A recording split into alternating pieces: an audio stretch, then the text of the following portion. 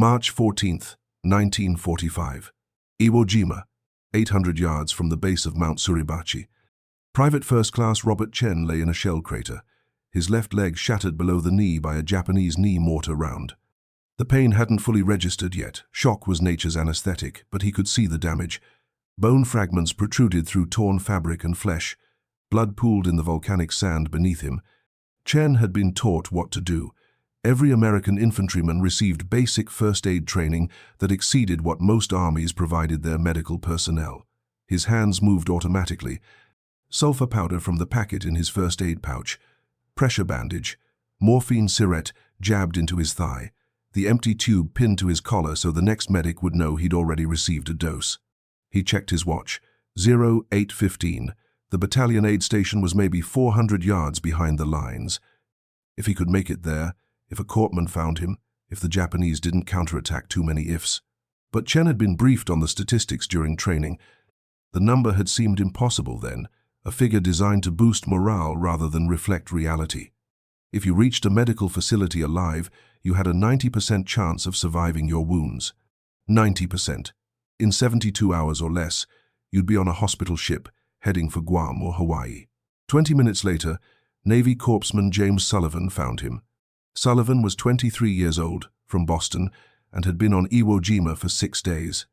He'd already treated 42 wounded Marines. "You're gonna be fine, Marine," Sullivan said, checking Chen's leg with practiced efficiency. More sulfur powder. A better bandage using the latest field dressing that included a built-in tourniquet. Another check of the morphine syringe on Chen's collar. Sullivan spoke into a field telephone, calling for stretcher bearers. "We've got transport coming. 10 minutes, maybe less." If you're enjoying this deep dive into the story, hit the subscribe button and let us know in the comments from where in the world you are watching from today. Chen would later learn that Sullivan treated 19 more wounded men that day before a Japanese sniper killed him at 1600 hours. But Sullivan's work was done. Chen was in the system now, a system so comprehensive and efficient that it would revolutionize military medicine for generations to come. Hidden in volcanic sand pits 300 yards away, Japanese Lieutenant Takeshi Yamamoto watched through field glasses as American stretcher bearers moved Chen toward the rear. Yamamoto had fought on Saipan before being evacuated, one of the few Japanese soldiers to survive that battle and return to combat. He'd witnessed American medical capabilities before, but the sight never ceased to astonish him. In the Imperial Japanese Army, wounded soldiers received morphine if supplies permitted, a field dressing if one was available, and encouragement to return to duty or die honorably. Medical evacuation existed in theory but rarely in practice. Supplies took priority over wounded men.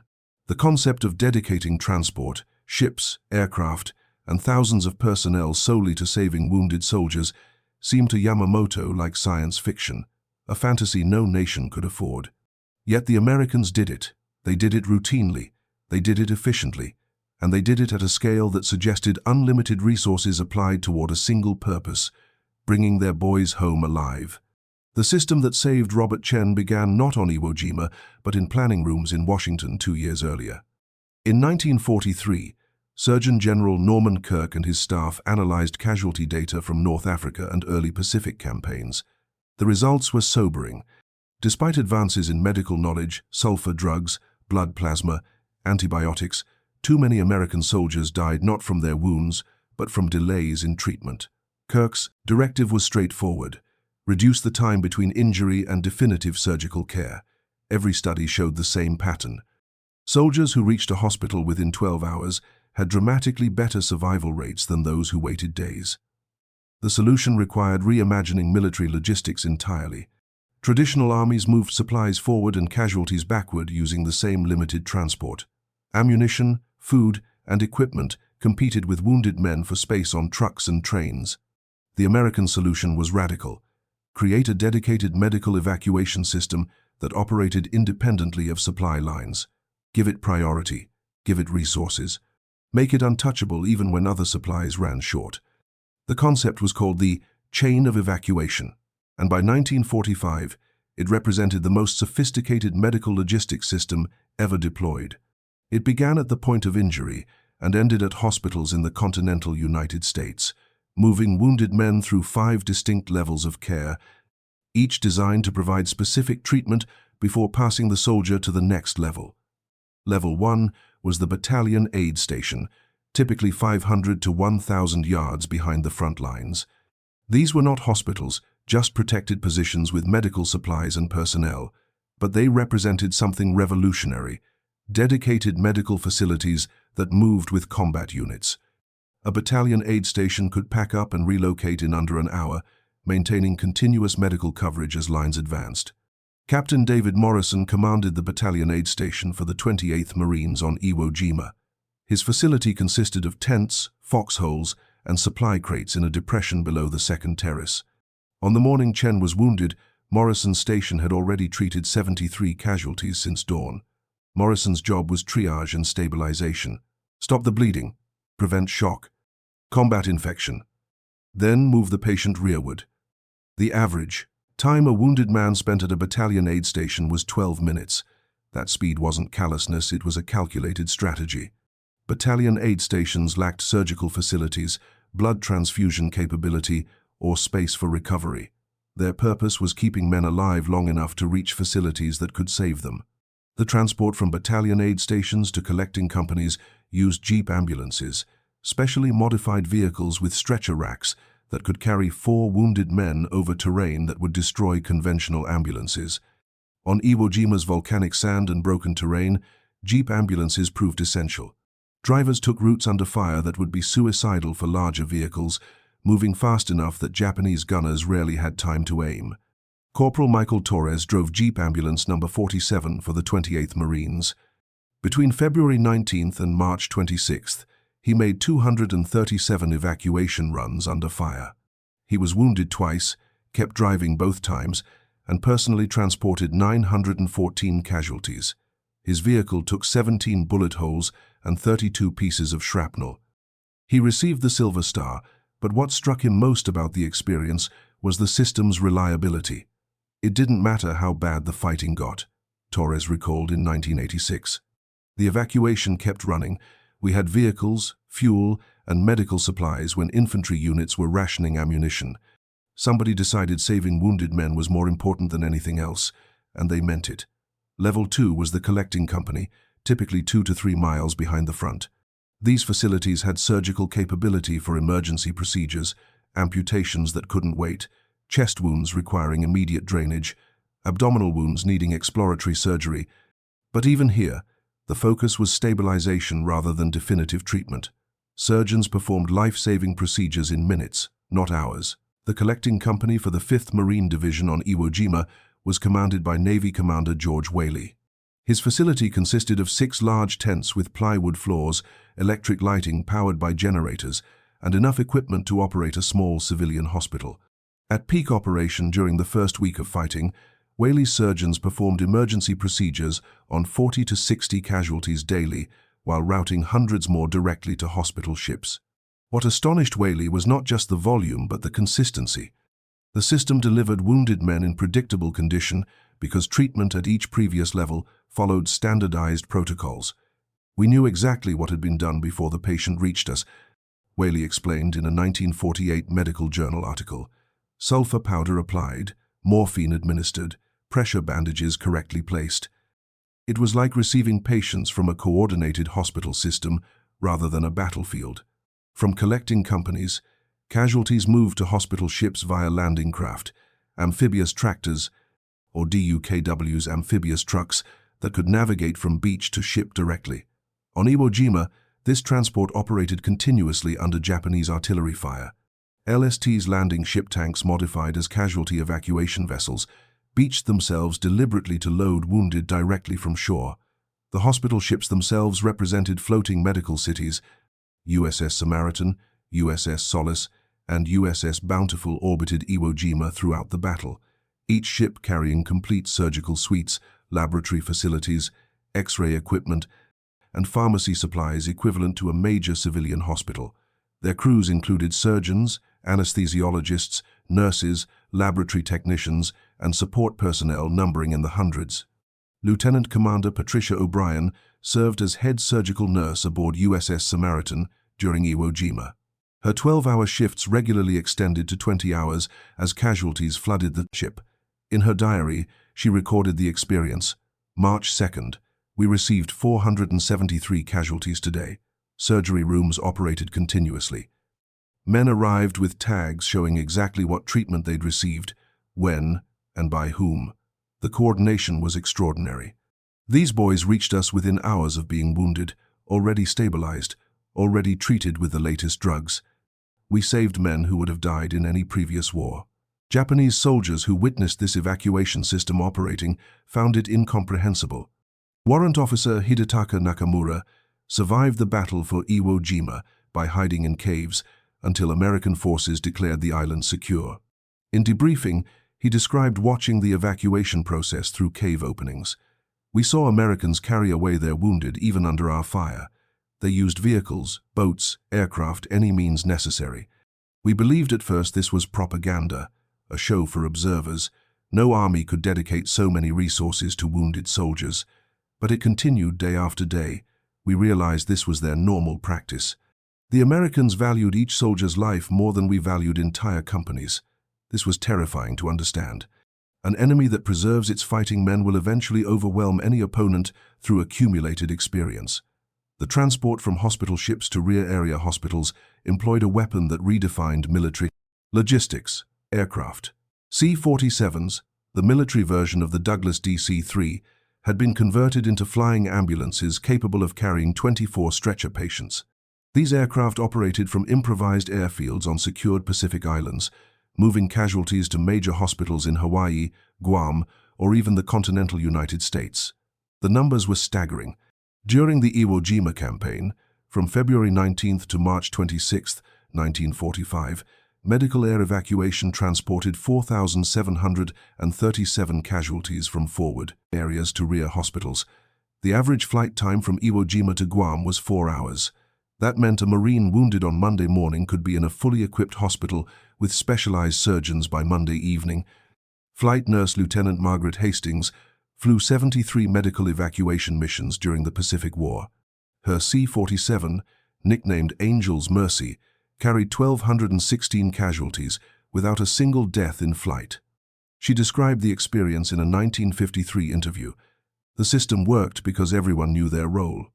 Corpsmen stabilized patients for transport. Loading crews transferred them efficiently. Pilots flew through weather that grounded other aircraft because wounded men needed to reach hospitals. And it worked. We had boys joking with us 4 hours after being shot on some god-forsaken island. The speed of the system saved them. The rear area hospitals represented Level 4 facilities with specialized surgical capabilities, extended recovery wards, and rehabilitation services. On Guam, the Army and Navy operated hospitals with combined capacity exceeding 5,000 beds. These weren't field hospitals, but permanent installations with concrete buildings, modern plumbing, and equipment matching stateside facilities. Major Robert Sheffield commanded Surgical Ward 3 at Naval Hospital Guam. His specialty was orthopedic reconstruction, repairing shattered bones, damaged joints, and traumatic amputations. In 1944 and 1945, he performed over 700 orthopedic surgeries on combat casualties. What made our results possible was the system feeding us. Sheffield wrote in 1951, "Patients reached us within 24 to 48 hours of injury, already treated with sulfur drugs and penicillin, already stabilized. Infection rates were dramatically lower than in previous wars because treatment began immediately. We saved limbs that would have required amputation with delayed treatment. We saved lives that would have been lost to shock or infection without the rapid evacuation system." The final level, Level 5, was hospitals in the continental United States. Casualties requiring extended treatment or rehabilitation traveled by hospital ship or aircraft to facilities in California, Texas, or the East Coast. This trans-Pacific medical pipeline moved wounded men 8,000 miles from battlefield to hometown in less than 2 weeks. The cost of this system was enormous. By 1945, the United States Military Medical Service employed 460,000 personnel, doctors, nurses, corpsmen, stretcher bearers, ambulance drivers, and support staff. That represented roughly 4% of total military personnel. Add the dedicated transport, jeeps, trucks, landing craft, hospital ships, aircraft, and the system consumed resources equivalent to equipping several combat divisions. Yet the cost in industrial capacity and personnel paled against the results. The American military medical system achieved survival rates that seemed impossible by previous standards. A soldier who reached a medical facility alive, even with catastrophic wounds, had better than 90% chance of survival. That figure, which seemed like propaganda to both American soldiers and enemy forces, proved statistically accurate across millions of casualties. The Japanese military medical system, by contrast, represented everything the American system was not. Japanese medical doctrine emphasized minimal treatment at the front, with soldiers expected to return to duty or accept death. Medical personnel numbered approximately 1/50th of comparable American forces. Transport was non-existent. Wounded soldiers who couldn't walk remained where they fell. This wasn't cruelty, but philosophy. Japanese military doctrine, rooted in Bushido tradition, viewed death in combat as honorable, while survival of serious wounds brought shame. Wounded soldiers became burdens to their units, consumers of resources needed for continued fighting. The concept of dedicating massive industrial capacity to saving wounded men seemed wasteful, even cowardly. Lieutenant Colonel Masao Yoshida served as senior medical officer for the Japanese garrison on Saipan. After his capture in July 1944, he provided extensive debriefing on Japanese medical practices. His testimony illuminated the philosophical gap between American and Japanese approaches. "We had perhaps 50 medical personnel for 10,000 soldiers on Saipan," Yoshida explained. "Our supplies consisted of field dressings, morphine when available, and instruments for battlefield amputations. We had no system for evacuation, no hospitals in rear areas, no transport dedicated to wounded. Soldiers understood that serious wounds meant death, either from injury or by their own hand to avoid capture. The Americans asked me how we could accept such losses. I asked them how they could dedicate so many resources to men who might never return to combat. Neither of us understood the other. The contrast became stark in battles where both forces sustained casualties. On Peleliu in September 1944, American forces suffered 6,736 battle casualties.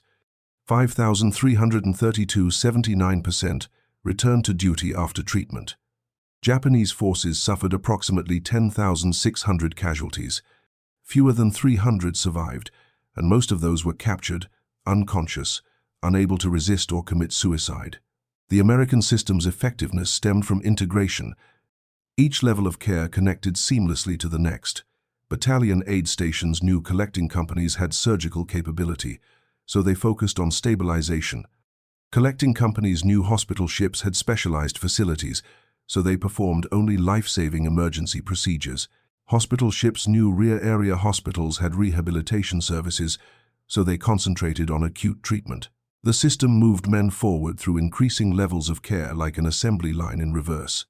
The medical innovations enabling this system represented decades of research compressed into wartime urgency. Sulfur drugs, introduced in the 1930s, could prevent wound infections if applied immediately. Penicillin, mass-produced starting in 1943, proved even more effective. Blood plasma, developed in 1940, could treat shock without requiring blood type matching, making it perfect for battlefield use. Each innovation multiplied the system's effectiveness. Colonel Edward Churchill, chief surgical consultant for the Mediterranean Theater, analyzed casualty data throughout the war. His reports documented how survival rates improved as the evacuation system refined its procedures. In North Africa during 1942 and early 1943, approximately 75% of casualties who reached medical facilities survived. By 1944 in Italy and France, that figure reached 85%. By 1945 in the Pacific, it exceeded 90%. The improvement wasn't primarily better surgery or better drugs, Churchill wrote in his 1948 analysis. It was speed, getting wounded men to treatment faster, maintaining continuity of care through standardized procedures, preventing complications through immediate intervention. Time saved lives more effectively than any medical breakthrough. Robert Chen, the Marine wounded on Iwo Jima that March morning, experienced every level of this system. From Sullivan's first aid at the point of injury through the battalion aid station, collecting company, hospital ship, and finally Naval Hospital Guam, Chen moved through the chain of evacuation in 36 hours. Surgeons at Guam saved his leg through reconstruction surgery. Impossible in forward facilities. 3 months later, he walked out of a California hospital with a slight limp, a Purple Heart, and profound gratitude for a system he hadn't truly believed existed until it saved him. The psychological impact of the American medical system extended beyond the men it saved. Infantry soldiers fighting with knowledge that wounds meant treatment rather than death fought differently than soldiers who viewed wounds as death sentences. American soldiers took calculated risks that Japanese soldiers avoided, knowing the medical system provided a safety net. They advanced under fire, assaulted fortified positions, and pressed attacks because survival of wounds seemed possible. Conversely, Japanese soldiers watching their American opponents receive immediate medical attention while their own wounded lay untended and experienced profound demoralization. Warrant Officer Nakamura's testimony captured this. We began to understand that America treated war as an industrial problem requiring industrial solutions. They manufactured soldiers through training, maintained them through supply, and repaired them through medicine. We were fighting a machine, not an army. Our spirit was strong, but their system was stronger. The medical intelligence that American forces gained from the system proved equally valuable. Wounded soldiers debriefed immediately after treatment provided current tactical information. Patterns of wounds revealed enemy defensive tactics. Psychological evaluation identified stress-related combat exhaustion before it became debilitating. The medical system doubled as an intelligence network, feeding commanders information that shaped tactical decisions. By spring of 1945, as American forces closed on Japan's home islands, the medical evacuation system had evolved into a continent-spanning network. Casualty estimates for the planned invasion of Japan anticipated millions of wounded. The medical service prepared by expanding facilities in the Philippines, Okinawa, and the Marianas. Hospital ships, thousands of additional medical personnel, and even plans for floating hospital platforms demonstrated American commitment to maintaining the system regardless of cost. The Japanese government, receiving reports from survivors of American medical capabilities, incorporated this information into their defense planning. Staff officers recognized that American forces could sustain casualty rates that would destroy Japanese armies because the medical system returned wounded soldiers to duty. The mathematics of attrition favored any force that could repair its fighting strength continuously. The atomic bombings of Hiroshima and Nagasaki in August 1945 made the planned invasion unnecessary, but they couldn't obscure the medical system's impact on the Pacific War.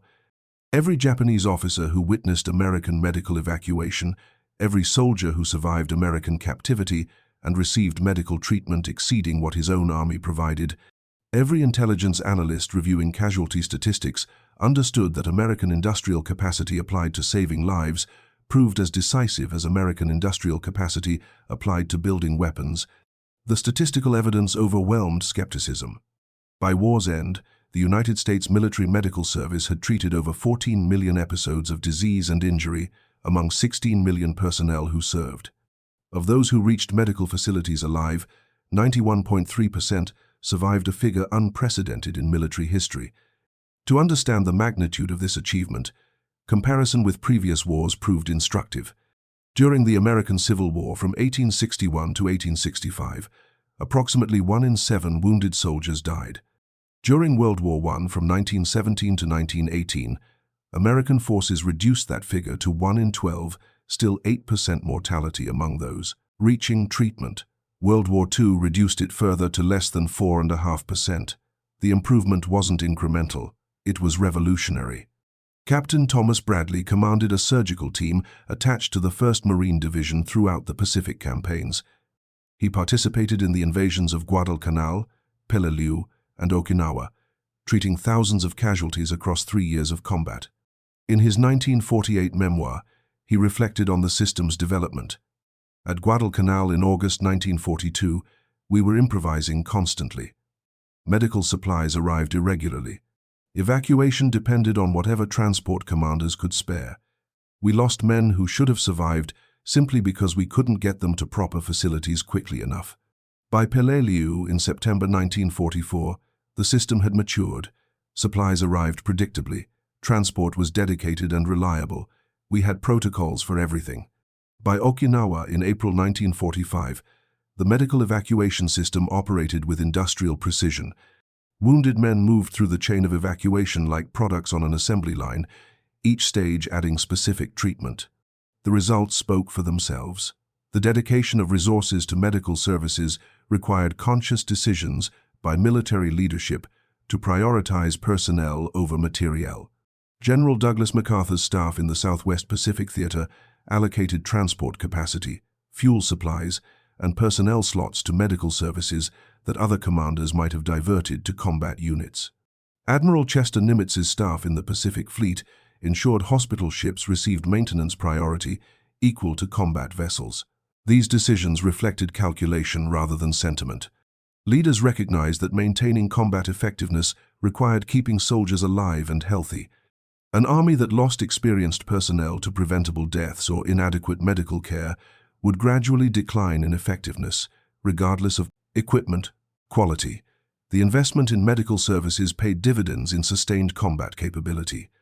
The pharmaceutical revolution enabling American medical success stemmed from industrial capacity married to scientific research.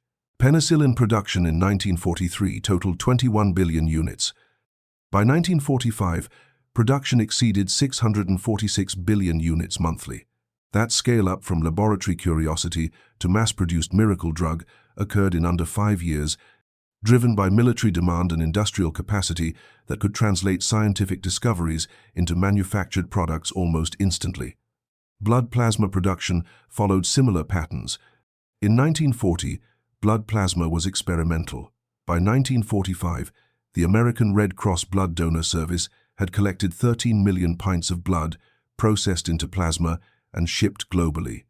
The cold chain logistics required to maintain plasma-quality refrigeration from collection through transport to battlefield use demanded infrastructure that only American industrial capacity could provide at the necessary scale. If you find this story engaging, please take a moment to subscribe and enable notifications. It helps us continue producing in-depth content like this. The training pipeline producing medical personnel represented another industrial-scale commitment. Before the war, the United States had approximately 175,000 physicians. The military eventually required 50,000 military doctors plus nurses, corpsmen, and technicians numbering in the hundreds of thousands. Medical schools accelerated programs, graduating doctors in 3 years instead of 4. Nursing schools expanded capacity dramatically. The Navy trained corpsmen in programs that transformed civilians into battlefield medical technicians in 16 weeks. This medical personnel expansion occurred while simultaneously expanding combat forces, building the largest Navy in history, and creating an air force of unprecedented size. The American industrial and educational system absorbed all these demands without breaking, a feat that impressed and terrified adversaries who couldn't comprehend such capacity. Lieutenant Yamamoto, the Japanese officer who watched American medical evacuation on Iwo Jima, survived the battle by remaining hidden until American forces consolidated their control. After his capture, he spent time at a camp on Guam, where he received medical treatment for malnutrition and dysentery. The experience reinforced lessons learned watching the evacuation system operate. I was an enemy prisoner, yet I received better medical care than I had as an officer in the Imperial Army, Yamamoto stated in debriefing. American doctors treated my dysentery with drugs we didn't have. They provided meals calculated to restore my weight gradually. They offered dental care. I began to understand that Americans approached everything, even the treatment of prisoners, with systematic thoroughness that we couldn't match. They had created systems for every problem, backed by resources we couldn't imagine. The medical system's impact extended beyond physical treatment to psychological care. Combat exhaustion, what previous wars called shell shock, received systematic attention in World War II. Division psychiatrists rotated to frontline units, identifying soldiers showing stress symptoms before complete breakdown occurred. Rest facilities behind the lines provided recovery time in settings that maintained military structure while reducing combat stress. Major William Menninger, chief psychiatrist for the Army Ground Forces, implemented programs treating combat exhaustion as a medical condition rather than cowardice. His protocols emphasized returning soldiers to duty after brief rest rather than evacuating them to rear areas permanently. The approach worked. Approximately 60 to 70% of soldiers treated for combat exhaustion returned to duty, maintaining unit cohesion and preserving experienced personnel. Japanese forces had no comparable psychiatric care. Soldiers, showing combat stress, faced pressure to overcome weakness through willpower or accept death as preferable to shame. The concept that combat stress constituted treatable medical condition rather than character failure was alien to Japanese military culture. This gap contributed to declining Japanese combat effectiveness as the war progressed. Soldiers who might have recovered with treatment instead became casualties or ineffective fighters. The dental care provided to American forces illustrated the system's comprehensiveness. Each division had dental officers who provided not just emergency care but routine maintenance. The logic was simple. Dental problems that would be minor annoyances in civilian life became debilitating in combat. Toothaches prevented soldiers from eating field rations. Infections spread rapidly without treatment. Maintaining dental health maintained combat effectiveness. This attention to seemingly minor medical issues distinguished American military medicine. Japanese forces, lacking dental care, suffered progressive degradation of health from accumulated minor problems. American forces maintained health through systematic preventive care that Japanese commanders viewed as wasteful luxury, but which proved decisive in sustaining combat operations over extended periods. The logistics supporting the medical system rivaled combat logistics in complexity. Medical supplies required specialized handling. Plasma and certain drugs needed refrigeration. Surgical instruments needed sterilization facilities. Bandages, splints, and field dressings needed distribution to every combat unit.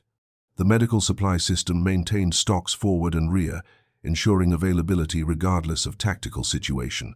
Quartermaster records show that during 1944, Pacific Theater medical facilities consumed approximately 1 million bandages monthly, 300,000 doses of morphine, 200,000 pints of blood plasma, and countless other supplies. This materiel moved through the same shipping system carrying ammunition, fuel, and food, but medical supplies received priority classification, ensuring availability even during shortages of other items. The Navy's contribution to the medical system deserves particular attention.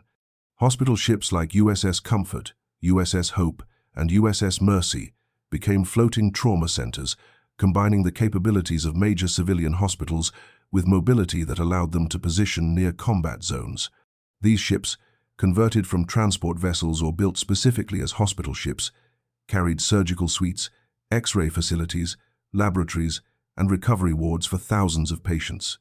USS Comfort alone treated over 10,000 casualties during the war.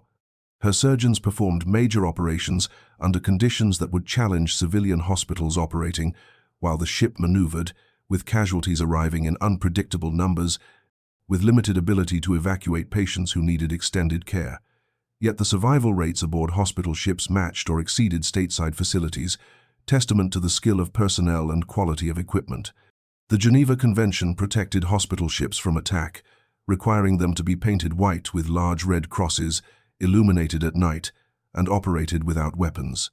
This protection generally held, though Japanese aircraft occasionally attacked hospital ships deliberately or mistakenly. USS Comfort suffered a kamikaze strike on April 28, 1945, killing 28 personnel, including 6 nurses. The attack violated international law, but demonstrated the vulnerability of medical facilities despite protected status. The nurses, serving in the military medical system, numbered over 60,000 by war's end. They served aboard hospital ships, in field hospitals, at aid stations near front lines, and in every theater where American forces fought.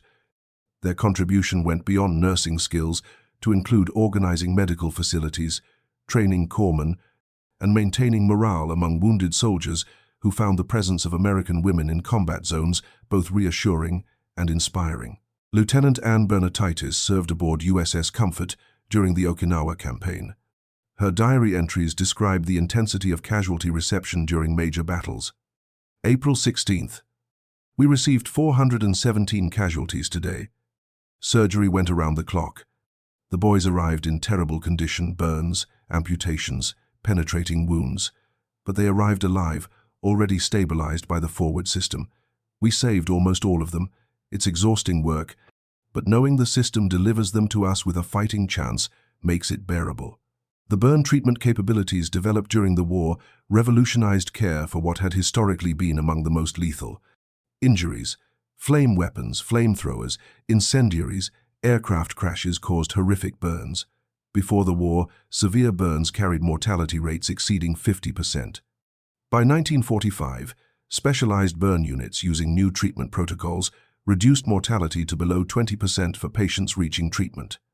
The burn unit at Naval Hospital Mare Island in California pioneered techniques including early skin grafting, aggressive fluid replacement, and prevention of infection through controlled environment wards. These innovations saved lives and preserved function for burned personnel. Patients who would have died in previous wars survived. Those who would have been permanently disabled retained mobility and independence.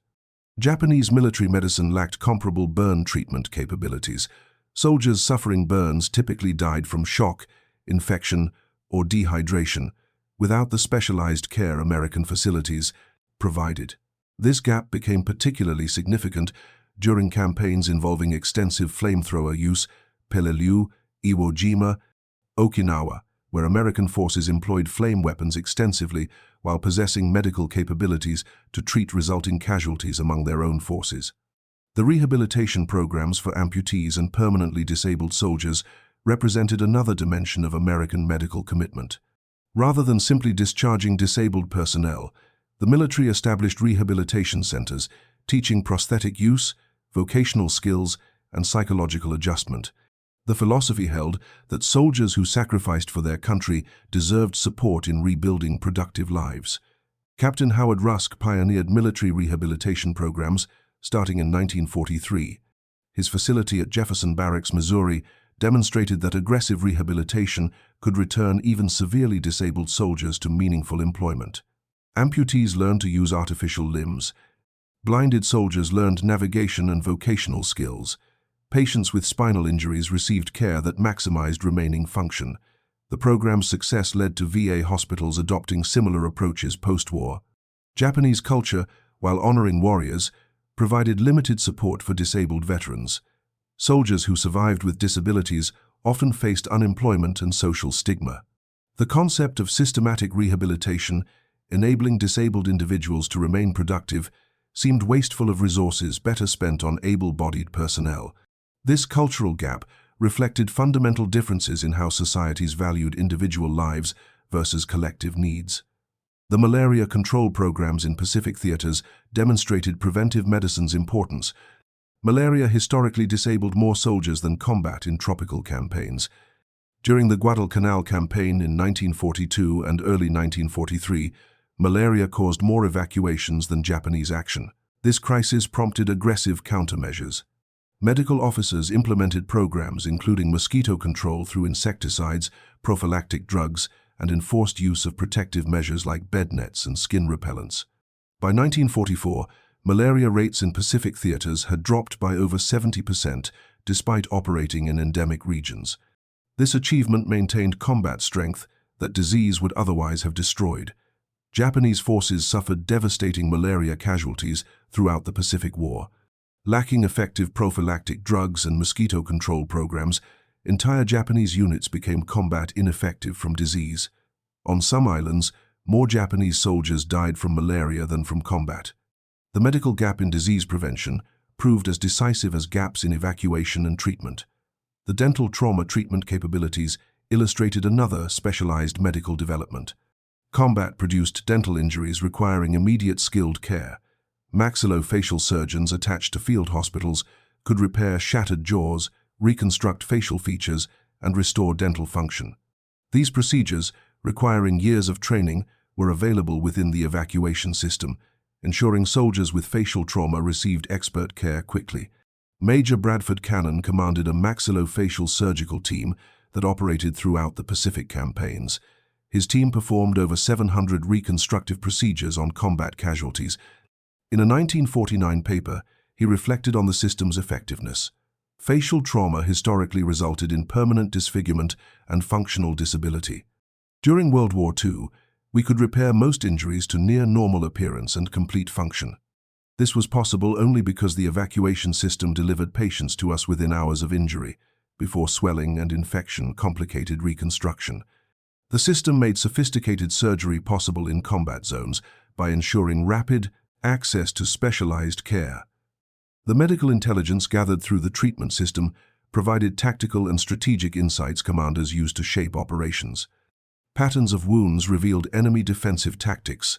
For instance, increasing incidence of upward-angle wounds indicated Japanese defenders had shifted to tunnel complexes, allowing attacks from below. Prevalence of specific injuries showed which enemy weapons posed greatest threats. This information fed back to infantry units, improving tactics and reducing casualties.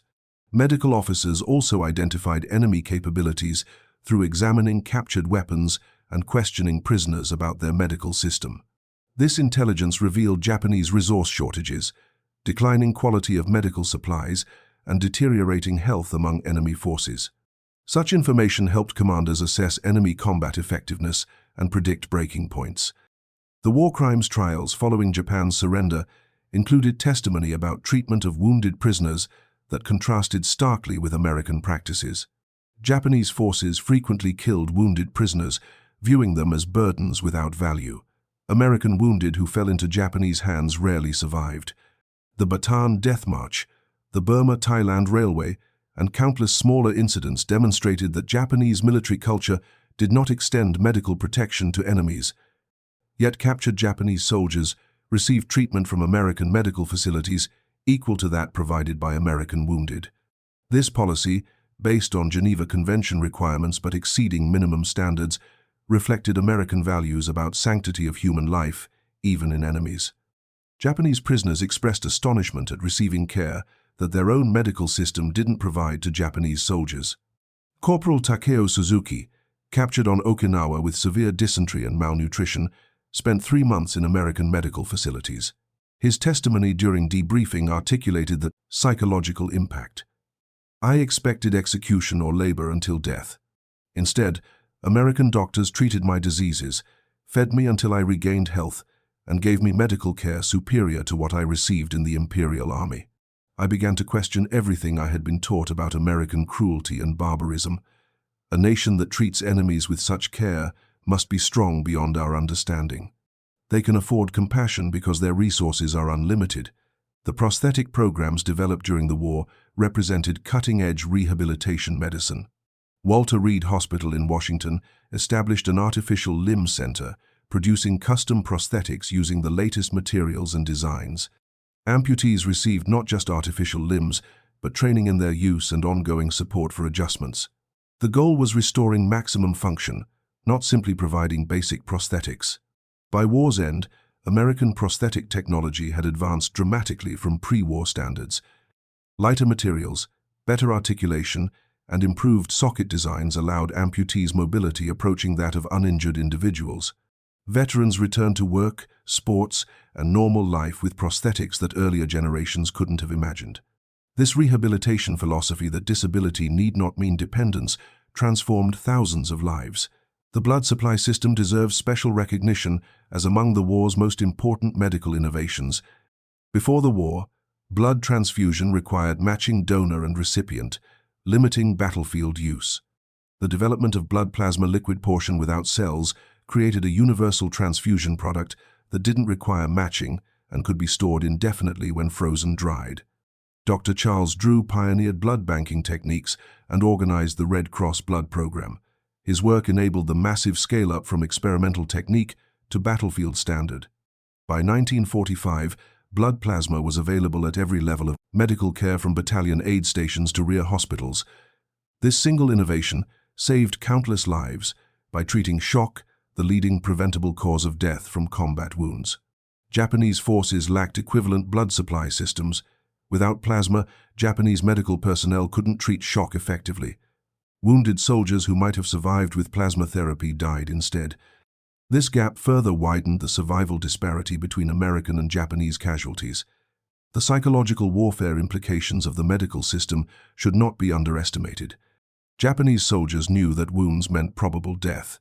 This knowledge created desperation that influenced tactics, banzai charges, suicide tactics, and refusal to surrender reflected partly cultural factors, but also rational calculation that survival of wounds was unlikely. Why prolong suffering through surrender when medical care was unavailable? Conversely, American soldiers' knowledge that wounds meant treatment rather than death reduced desperation and enabled rational risk assessment. They could take calculated risks, knowing the medical system provided a safety net. This psychological advantage contributed to tactical effectiveness. Soldiers who believed survival was possible fought more effectively than soldiers who viewed combat as likely suicide. The post-war continuation of medical innovations developed during the conflict transformed civilian medicine. Penicillin became widely available. Blood banks spread nationally. Trauma care protocols developed in military hospitals improved civilian emergency medicine. Rehabilitation programs for disabled veterans influenced broader disability services. The war accelerated medical progress by decades, with military necessity driving innovations that peacetime might have delayed. The training programs that produced medical personnel during the war also left lasting legacies. Thousands of doctors, nurses, and technicians received training exceeding pre-war standards. They returned to civilian practice, bringing battlefield experience that enriched American medicine. Many became leaders in their fields, founding hospitals, advancing research, and teaching the next generation. The war's medical mobilization upgraded American healthcare infrastructure permanently. The cost of the medical system, approximately $4.6 billion over 4 years, seems modest against results achieved.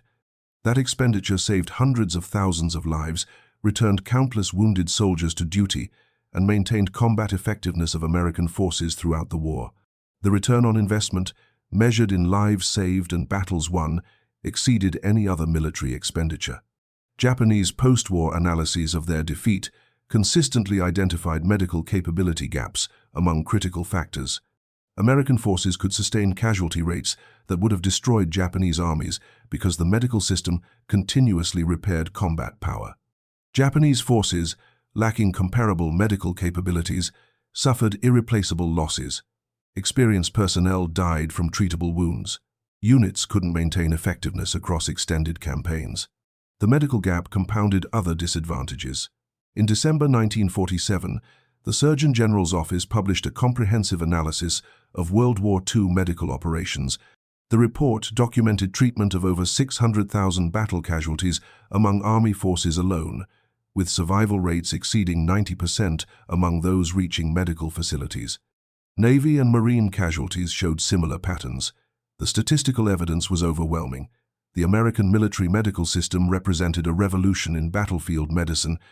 The report identified key factors in the system's success: rapid evacuation, minimizing time from injury to treatment; standardized care protocols, ensuring consistency across facilities; dedicated resources, preventing competition with; combat logistics, pharmaceutical advances providing effective infection control and shock treatment; trained personnel at every level, executing their roles competently; industrial capacity supplying necessary material in required quantities. These factors combined created a system greater than the sum of parts. Each element depended on others. Evacuation speed meant little without treatment capability. Pharmaceutical advances required supply systems to deliver them. Trained personnel needed equipment and supplies to utilize their skills. The integration of all elements produced the unprecedented results. Robert Chen, the Marine whose story opened this narrative, lived until 2009. He raised 3 children, worked 37 years as a civil engineer, and traveled extensively, including a return to Iwo Jima in 1985 for the 40th anniversary commemoration. He maintained correspondence with the families of Corpsman Sullivan and several other medical personnel who treated him during his evacuation. At Sullivan's family request, Chen spoke at the dedication of a memorial in Boston honoring Navy corpsmen killed in action. "Jim Sullivan spent maybe 10 minutes treating me on Iwo Jima before calling for evacuation," Chen told the assembled crowd. "Those 10 minutes connected me to a system that included thousands of people I never met: stretcher bearers, ambulance drivers, surgeons, nurses, all working to save guys like me." Jim died later that day, but his work continued through everyone else in the system. He saved my life not just through his skill, but by connecting me to something much larger. That's what the medical system represented: thousands of Americans dedicating themselves to bringing the boys home. It worked because they believed every life was worth saving, and they backed that belief with everything necessary to make it reality. The legacy of World War II military medicine extends into present day. Modern military medical systems trace lineage directly to innovations developed between 1941 and 1945.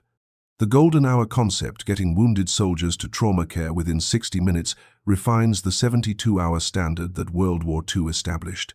Helicopter evacuation accelerates transport that Jeep ambulances and C-47s pioneered.